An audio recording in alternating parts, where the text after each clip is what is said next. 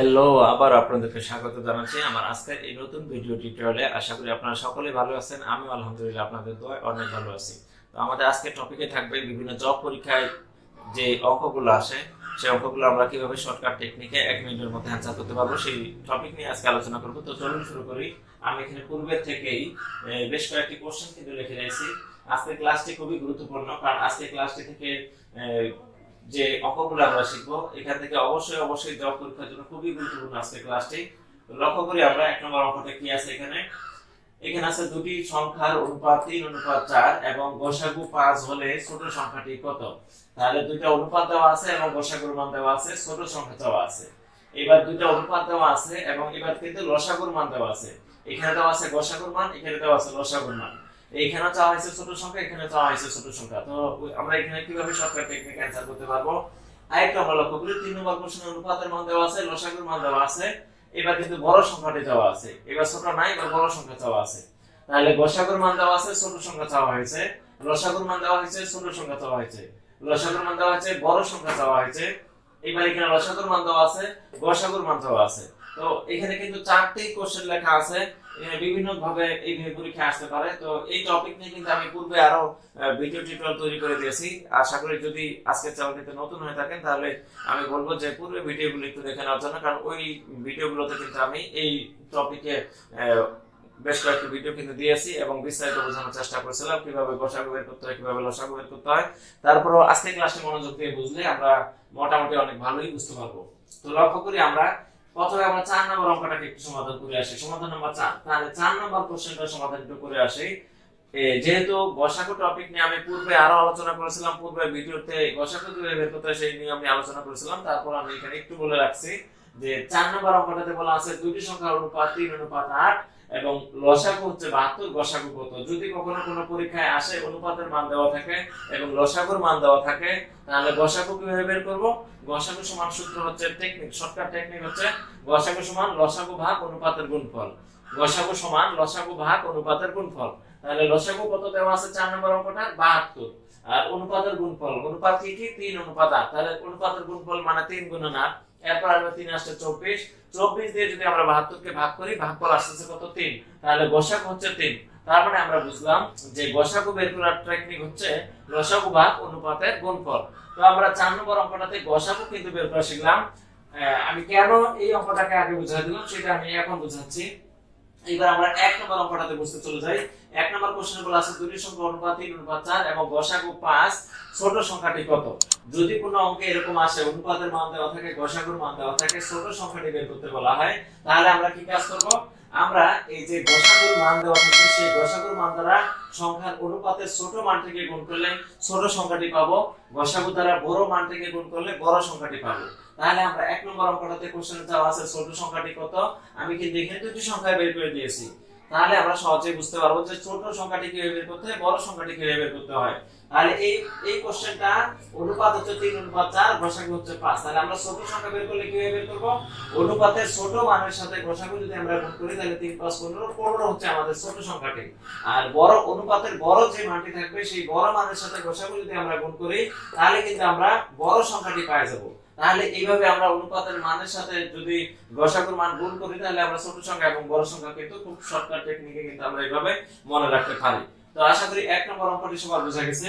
এবার আমরা 2 নম্বর অঙ্কটিতে চলে আসি, কারণ আমরা কিন্তু একটু আগে কিন্তু এখানে শর্টকাট টেকনিক কিন্তু শিখলাম, যেটা গসাগু দ্বারা ছোট সংখ্যাটিকে গুণ করলে ছোট সংখ্যা পাওয়া যায়, গসাগু দ্বারা বড় সংখ্যাটিকে গুণ করলে বড় সংখ্যাটি পাওয়া যায়।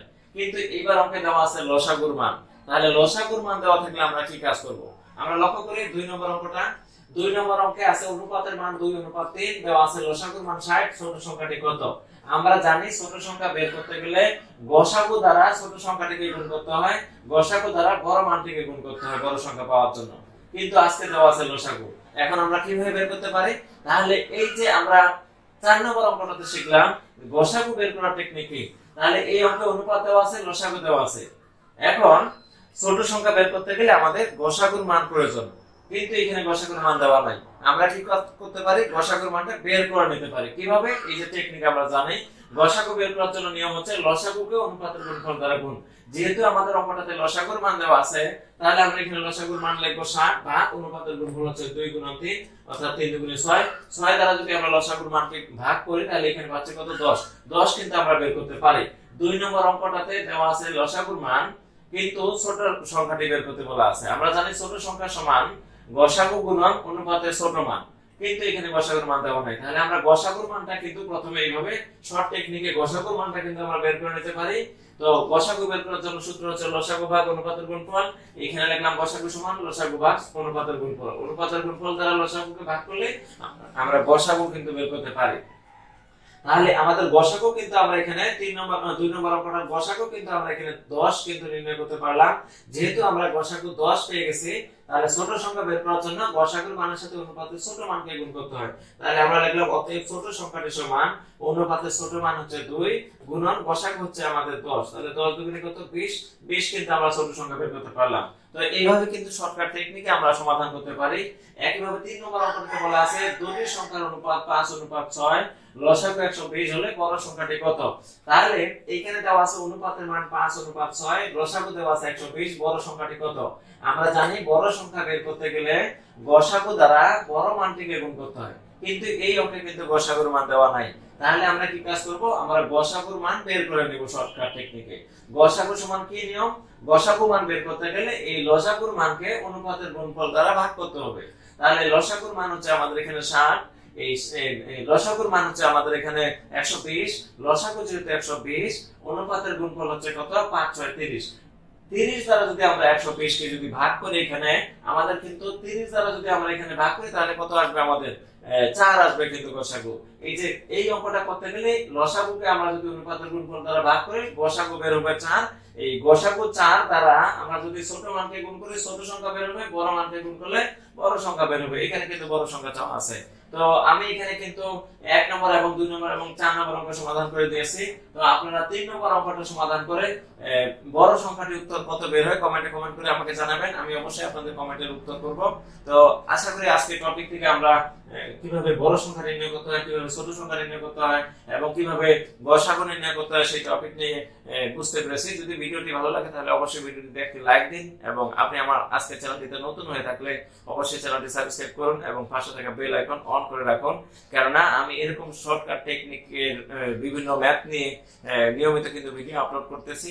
তো এই শর্টকাট টেকনিকের ম্যাথগুলো সম্পর্কে ভালো আইডিয়া পাওয়ার জন্য এবং এই ম্যাথ সম্পর্কে ভালো একটা ধারণা পাওয়ার জন্য যদি আপনার ইচ্ছা থাকে তাহলে অবশ্যই চ্যানেলটি সাবস্ক্রাইব করে পাশে থেকে বেল আইকন অন করে রাখতে লাগবে, কেননা আমার ভিডিও আপলোড করার সাথে সাথে সেই ভিডিও নোটিফিকেশন আপনার কাছে পৌঁছে যাবে যদি আপনি সাবস্ক্রাইব করে রাখুন চ্যানেলটি এবং বেল আইকন অন করে রাখুন। না হলে কিন্তু ভিডিওটি আপনার কাছে সাথে সাথে কিন্তু যাবে না।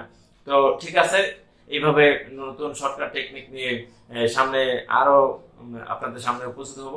আজকের মতো এখানে সমাপ্ত জানাচ্ছি। সবাই ভালো থাকুন, সুস্থ থাকুন। আল্লাহ হাফেজ।